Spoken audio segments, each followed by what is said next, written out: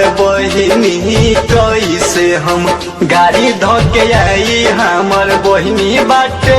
मलिकवा कसाई कैसे गावे हम आई पैसा नहीं देत हो देत ना हो जल्दी से गाड़ी धके अब हमर भैया जल्दी से गाड़ी धके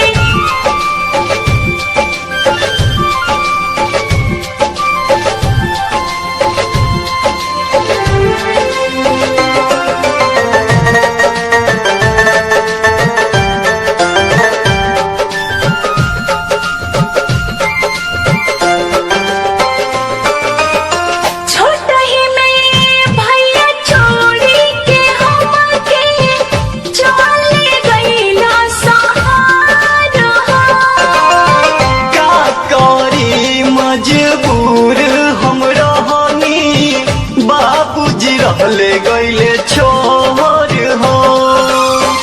बात तू बुझो जिद मत कर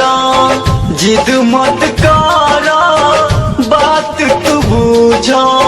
नहीं बाटे रुपया जल्दी से गाड़ी धके अब हमर भैया जल्दी से गाड़ी धके अब हमर भैया